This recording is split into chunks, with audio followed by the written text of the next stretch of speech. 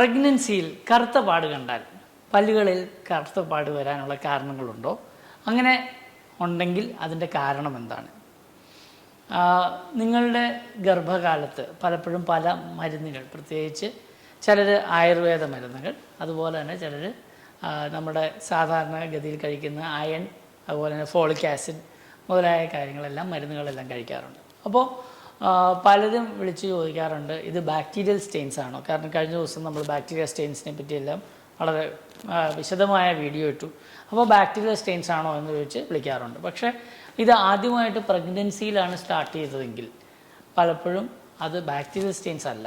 അത് പലപ്പോഴും ഉണ്ടാകുന്ന അയൺ ടോണിക്ക് അല്ലെങ്കിൽ അയൺ ബേസ്ഡ് ആയിട്ടുള്ള ടാബ്ലറ്റ്സ് കഴിക്കുന്നത് കൊണ്ടുള്ള പ്രോബ്ലംസാണ് സാധാരണഗതിയിൽ പ്രഗ്നൻസിയിൽ ബ്ലാക്ക് സ്റ്റെയിൻസ് കാണുകയാണ്. പ്രത്യേകിച്ച് പല്ലുകളുടെ ഫ്രണ്ടിലത്തെ പല്ലുകളിൽ തന്നെ കറുത്ത പാട് കാണുക, പല്ലിൻ്റെ പിൻഭാഗത്ത് ബ്ലാക്ക് കളറിലുള്ള സ്റ്റെയിൻസ് കാണുക.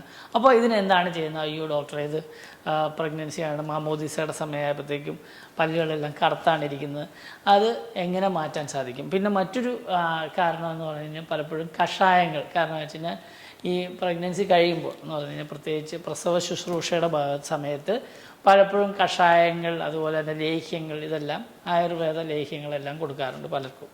അപ്പോൾ അങ്ങനെ വരുമ്പോഴും പല്ലുകൾ മഞ്ഞ കളറായി പോവുക, അതുപോലെ തന്നെ പല്ലിൻ്റെ പുറത്ത് കറുത്ത നിറത്തിലുള്ള പാടുകൾ ഉണ്ടാകുക, ഇതൊക്കെ പലപ്പോഴും കാണാറുണ്ട്. അപ്പോൾ പലപ്പോഴും ഇത് വരുന്നത് ഒരു മാമോദീസ അല്ലെങ്കിൽ കൊച്ചിൻ്റെ 27 അല്ലെങ്കിൽ അങ്ങനെ എന്തെങ്കിലും ഒരു കൊച്ചിൻ്റെ പേരിടുന്ന ചടങ്ങ്, ഇതങ്ങനെയൊക്കെ വരുന്ന സമയത്താണ് സാധാരണ അമ്മമാർ വിളിച്ചു ചോദിക്കുന്നത്, ഡോക്ടറെ എൻ്റെ പല്ലെല്ലാം ബ്രൗൺ കളറായി പോയി, കറുത്ത കളറായി പോയി, കറുത്ത സ്പോട്ട്സ് ഉണ്ട്, കറുത്ത പാടുകളുണ്ട്, ഇതെല്ലാം പല്ല് കേടാണോ, എൻ്റെ പ്രഗ്നൻസിയിലാണ് എൻ്റെ പല്ലെല്ലാം കേടായെന്നൊക്കെ പുറത്ത് വളരെയധികം വിഷമിക്കുന്ന ആളുകളുണ്ട്.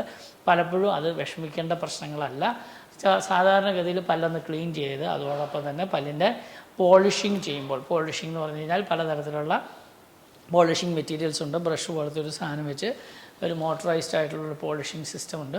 അപ്പോൾ ആ പോളിഷിംഗ് സിസ്റ്റം വെച്ച് ജസ്റ്റ് ഒന്ന് പോളിഷ് ചെയ്ത് കഴിഞ്ഞാൽ ഈ പറയുന്ന പുറമേ പിടിച്ചിരിക്കുന്ന ഈ അയൺ, അതുപോലെ തന്നെ കഷായത്തിൻ്റെ പാടുകൾ, അതുപോലെ തന്നെ ഈ ലേഹ്യം മുതലായ കാര്യങ്ങൾ ഉപയോഗിക്കുന്നുണ്ടാകുന്ന കറകൾ, ഇതെല്ലാം നമുക്ക് മാറ്റിയെടുക്കാൻ സാധിക്കും.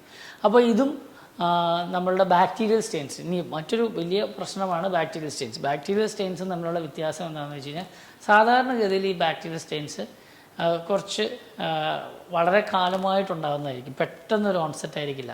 ഒരിടത്തുനിന്ന് തുടങ്ങി മറ്റു പല്ലുകളിലേക്കെല്ലാം പടരുന്ന ബാക്ടീരിയ ബ്ലാക്ക് ആയിട്ടുള്ള ലൈൻസ് ഉണ്ടാകും. അപ്പോൾ നിങ്ങൾ ലേഹ്യം, കഷായം, അതുപോലെ തന്നെ നമ്മുടെ അയൺ ടോണിക്ക് മുതലായ കാര്യങ്ങളൊന്നും കഴിച്ചിട്ട്, അയൺ ടോണിക്ക്, അയൺ ടാബ്ലറ്റ്സ് ഇതൊന്നും കഴിച്ചിട്ടില്ലെങ്കിൽ എന്നിട്ടും നിങ്ങൾക്ക് ബ്ലാക്ക് ലൈൻസും ബ്ലാക്ക് പാടുകളൊക്കെയാണ് വരുന്നതെങ്കിൽ അത് ബാക്ടീരിയൽ സ്റ്റെയിൻസ് ആവാനാണ് സാധ്യത. അല്ല, നിങ്ങൾ ഇതുപോലുള്ള കാര്യങ്ങൾ എന്തെങ്കിലും കഴിച്ചിട്ടുണ്ടോ, അതിനോടൊപ്പമാണ് നിങ്ങൾക്ക് വന്നതെങ്കിൽ അത് അതിൽ നിന്ന് വന്നതാണെന്ന് മനസ്സിലാക്കുക. ഇങ്ങനെയാണ് ഇത് മനസ്സിലാക്കാൻ സാധിക്കുക. ബാക്ടീരിയൽ സ്റ്റെയിൻസ് ആണെങ്കിൽ കൃത്യമായിട്ട് അതിന് മൗത്ത് വാഷസും അതോടൊപ്പം തന്നെ മൾട്ടിപ്പിൾ ടൈംസ് എന്ന് പറഞ്ഞാൽ ഒരു പ്രാവശ്യം കൊണ്ട് അത് തീരില്ല, മൾട്ടിപ്പിൾ ടൈംസ് നമുക്ക് ക്ലീൻ ചെയ്ത് അതിൻ്റെ ഇൻറ്റൻസിറ്റി, ബാക്ടീരിയയുടെ ഇൻറ്റൻസിറ്റി കുറച്ച് കൊണ്ടുവന്ന് അതിനെ നമുക്ക് ശരിയാക്കി എടുക്കാൻ സാധിക്കും. അതുകൊണ്ട് കറുത്ത പാടുകൾ നിങ്ങൾക്ക് പ്രഗ്നൻസി സമയത്ത് അല്ലെങ്കിൽ അതിന് ശേഷമുള്ള സമയത്ത് പ്രസവ ശുശ്രൂഷയോടനുബന്ധിച്ചുണ്ടെങ്കിൽ അതിനെ കൃത്യമായിട്ട് ട്രീറ്റ് ചെയ്ത് ശരിയാക്കുക. അത് പല്ലിൻ്റെ കേടല്ല, എല്ല് അത് പലപ്പോഴും കാൽസ്യത്തിൻ്റെ കുറവാണോ, അതുപോലെ തന്നെ എൻ്റെ ശരീരത്തിൽ വന്ന മാറ്റമാണോ, അതുകൊണ്ട് എൻ്റെ പല്ലുകളെല്ലാം ഇളകി പോകുമോ എന്നെല്ലാം പലരും പേടിക്കാറുണ്ട്. അങ്ങനെയൊന്നും പേടിക്കേണ്ട കാര്യമില്ല. അങ്ങനെയെല്ലാം ചോദിക്കാറുണ്ട്. അങ്ങനെ ഒരു കാര്യത്തെപ്പറ്റി പേടിക്കുകയേ വേണ്ട. അത് ജസ്റ്റ് ക്ലീൻ ചെയ്ത് പോളിഷ് ചെയ്താൽ മതി. പക്ഷേ ഞാൻ 2-3 കാര്യങ്ങൾ കൂടെ ഇതിനോടനുബന്ധമായിട്ട് പറയട്ടെ. നിങ്ങൾ പ്രഗ്നൻ്റ് ആകാൻ ആഗ്രഹിക്കുന്നവരാണെങ്കിൽ പോലും നിങ്ങളൊരു ചെക്കപ്പ് നടത്തുക. സാധാരണഗതിയിൽ ഇപ്പോഴൊക്കെ സാധാരണ പ്രീ പ്രഗ്നൻസി ടെസ്റ്റ് എന്ന് പറഞ്ഞൊരു പരിപാടിയുണ്ട്. കാരണം എന്ന് വെച്ച് കഴിഞ്ഞാൽ നിങ്ങളുടെ ബ്ലഡ് ലെവൽസ് എന്ന് പറഞ്ഞാൽ ബ്ലഡിലെ ഹീമോഗ്ലോബിൻ കറക്റ്റാണോ, അതുപോലെ തന്നെ നിങ്ങൾക്ക് ഫോളിക് ആസിഡോ അല്ലെങ്കിൽ അയണിൻ്റെ വല്ല പ്രശ്നങ്ങളുണ്ടോ എന്നൊക്കെ പലപ്പോഴും ചെക്ക് ചെയ്യാറുണ്ട്. അതോടൊപ്പം തന്നെ ചെക്ക് ചെയ്യേണ്ട ഒരു കാര്യമാണ് പല്ലിൻ്റെ ആരോഗ്യം. കാരണം പലപ്പോഴും പല്ലിൻ്റെ ചികിത്സയൊക്കെ അതിന് ശേഷം ചെയ്യാൻ വലിയ പാടാണ്. അതുകൊണ്ട് ചെറിയ കേടുകളൊക്കെ ഉണ്ടെങ്കിൽ, കേടുകളോ അല്ലെങ്കിൽ പല്ലിന് എന്തെങ്കിലും പ്രശ്നങ്ങളോ ഉണ്ടെങ്കിൽ അത് കൃത്യമായ സമയത്ത് അത് ശരിയാക്കി എടുക്കുന്നതാണ്. ഞാൻ പറഞ്ഞു കഴിഞ്ഞാൽ കൃത്യമായി കല്യാണത്തിന് തൊട്ട് മുമ്പ് തന്നെ. കാരണം ഇപ്പോൾ കല്യാണത്തിന് വേണ്ടിയാണ് പലപ്പോഴും നാട്ടിലേക്കൊക്കെ ആളുകൾ വരുന്നത്. കാരണം മിക്കവാറും നമ്മുടെ യുവജനങ്ങളൊക്കെ വിദേശത്തേക്ക് പോയി കഴിഞ്ഞു കല്യാണം അല്ലെങ്കിൽ എൻഗേജ്മെൻറ്റ് മുതലായ കാര്യങ്ങൾക്കാണ് നാട്ടിൽ വരുന്നത്. കല്യാണത്തിന് പല്ല് വെളുത്തിരിക്കണം, പല്ല് ഭംഗിയായിട്ടിരിക്കണം എന്ന് വിചാരിക്കുന്ന പോലെ തന്നെ പല്ലിന് ആരോഗ്യമുണ്ടെന്നും കൂടെ